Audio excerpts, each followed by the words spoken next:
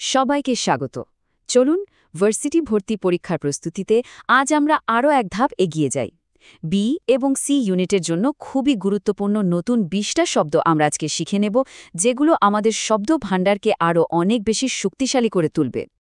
আজকে শব্দগুলোকে সহজে মনে রাখার জন্য আমরা মোট ৪টা ভাগে ভাগ করেছি। তো চলুন প্রথম ভাগটা দিয়ে শুরু করি, যেখানে আমরা শিখব সমস্যা এবং বিভিন্ন প্রতিকূল পরিস্থিতি সম্পর্কিত কিছু জরুরি শব্দ। আমাদের এই প্রথম গ্রুপের শব্দগুলো জীবনের নানা রকম চ্যালেঞ্জ বোঝাতে ব্যবহার করা হয়, মানে ছোটখাটো বাধা থেকে শুরু করে বড়সড় কোনো বিপর্যয় পর্যন্ত সবকিছু এর মধ্যে আছে। আচ্ছা, চলুন শুরু করা যাক কমপ্লিকেশন আর রিফট দিয়ে। কমপ্লিকেশন মানে কি? সোজা কথায় জটিলতা, মানে এমন একটা সমস্যা যা কোনো পরিস্থিতিকে আরও বেশি কঠিন করে তোলে। আর রিফট মানে হলো ফাটল বা বিভেদ। ধরুন, বন্ধুদের মধ্যে ঝগড়ার কারণে তাদের সম্পর্কে একটা ফাটল ধরল।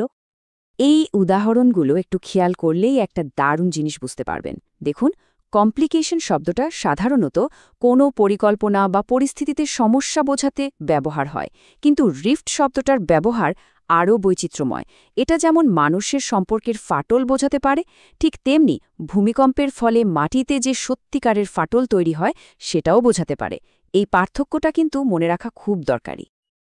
এরপরে দুটো শব্দ হল অবস্ট্রাক্টেড আর এক্সক্লুশন। অবস্ট্রাক্টেড মানে হলো কোনো কিছুর পথে বাধা সৃষ্টি করা, মানে পথ আটকে দেওয়া। ভাবুন তো, রাস্তায় একটা গাছ পড়ে আছে, তার মানে রাস্তাটা অবস্ট্রাক্টেড। অন্যদিকে এক্সক্লুশন হলো কাউকে ইচ্ছে করে কোনো দল বা সুযোগ থেকে বাদ দেওয়া। এটা কোনো বস্তুগত বাধা নয়, এটা একটা সিদ্ধান্ত। তো একটা গাছ যেমন রাস্তা অবস্ট্রাক্ট করতে পারে, তেমনি একটা নিয়ম বা পলিসির কারণে কিছু মানুষকে এক্সক্লুড বা বাদ দেওয়া হতে পারে। আর এই সামাজিক বর্জন বা সোশ্যাল এক্সক্লুশন কিন্তু মানসিক স্বাস্থ্যের ওপরেও খুব খারাপ প্রভাব ফেলে। এবার আমরা দুটো বেশ গম্ভীর শব্দ শিখব। প্রথমটা হলো হ্যামারেজ, যার মানে হলো মারাত্মক রক্তক্ষরণ, মানে যখন কোনো রক্তনালী ছিঁড়ে গিয়ে অনেক বেশি রক্তপাত হয়। আর দ্বিতীয়টা হলো হলোকস্ট, যার মানে ব্যাপক ধ্বংসযজ্ঞ বা গণহত্যা, যেখানে ইতিহাসে বিশাল আকারে মানুষের জীবনহানি ঘটেছে। তো এই ছিল আমাদের প্রথম গ্রুপ। চলুন এবার পরের গ্রুপে যাই। এখানে আমরা মানুষ এবং সমাজে তাদের ভূমিকা বোঝায় এমন কিছু শব্দ নিয়ে আলোচনা করব। একজন কাউন্সেলর হলেন এমন একজন প্রশিক্ষিত ব্যক্তি যিনি পরামর্শ বা উপদেশ দেন। আর পিয়ার হল সমবয়সী বা সমকক্ষ কোনো ব্যক্তি, যেমন আপনার ক্লাসের বন্ধু বা অফিসের সহকর্মী, যারা আপনার সমান লেভেলে আছে। এখানে একটা খুব জরুরি বিষয় আছে। কাউন্সিলর আর কাউন্সিলর শব্দ দুটোর মধ্যে কিন্তু প্রায় গোলমাল লেগে যায়। খেয়াল রাখতে হবে যে এদের বানান আর অর্থ দুটোই কিন্তু আলাদা। যিনি কাউন্সিল বা পরামর্শ দেন তিনি কাউন্সিলর, আর যিনি কাউন্সিল বা কোনো পরিষদের সদস্য তিনি হলেন কাউন্সিলর। বানানটা খেয়াল করুন, একটাতে আছে সেলর, আরেকটাতে সেলর। অফস্প্রিং শব্দটা একটা ফর্মাল শব্দ, যা মানুষ বা প্রাণী উভয়েরই সন্তান বা বংশধর বোঝাতে ব্যবহার হয়। যেমন একটা সিংহী তার অফস্প্রিংদেরকে হিংস্রভাবে রক্ষা করে। আবার কোনো রাজার ছেলেমেয়েদেরও তার অফস্প্রিং বলা যায়। আচ্ছা, এখন আমরা কিছু খুব প্রয়োজনীয় অ্যাকশন ওয়ার্ডস মানে ভার্ব নিয়ে আলোচনা করব, যেগুলো দিয়ে কোনো কাজ করা বোঝায়। এই ডিক্লাইন শব্দটা কিন্তু খুব গুরুত্বপূর্ণ, কারণ এর দুটো প্রধান মানে আছে। একটা হলো কোনো কিছু ভদ্রভাবে প্রত্যাখ্যান করা বা না বলে দেওয়া, আর অন্য মানেটা হলো কোনো কিছুর পরিমাণ বা শক্তি কমে যাওয়া। যেমন কোনো কোম্পানির লাভ কমে গেলে আমরা বলি দ্য কোম্পানিজ প্রফিটস ডিক্লাইন্ড। এই দুটো ভার্বের উদ্দেশ্য কিন্তু একদম ভিন্ন।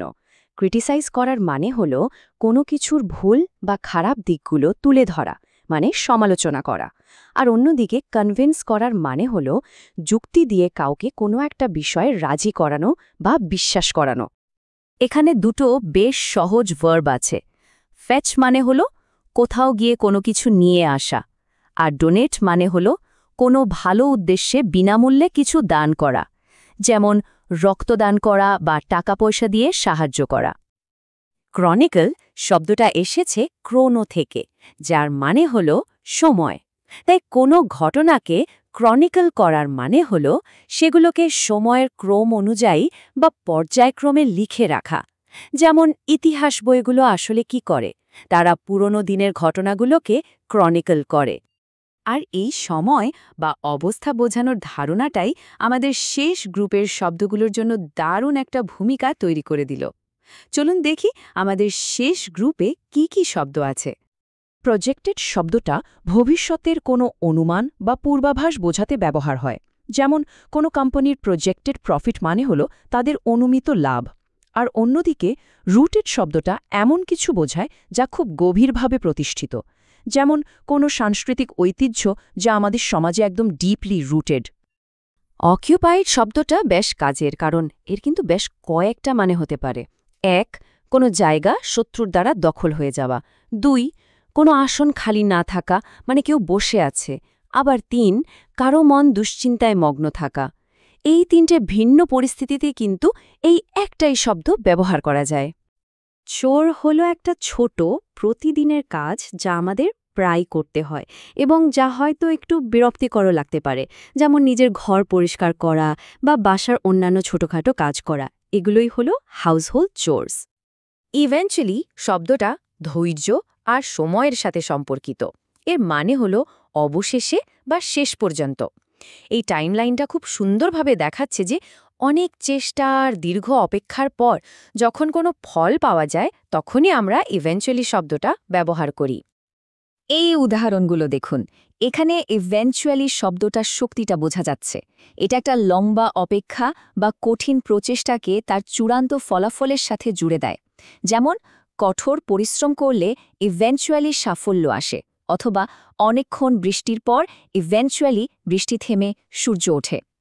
শব্দ মনে রাখার সবচেয়ে ভালো উপায় হলো সেটাকে ব্যবহার করা। তাই আজকের শেখার শব্দগুলো থেকে যে কোনো একটা শব্দ বেছে নিন আর সেটা দিয়ে একটা বাক্য তৈরি করে ফেলুন। এই ছোট্ট অনুশীলনটা কিন্তু আপনার প্রস্তুতিতে অনেক সাহায্য করবে।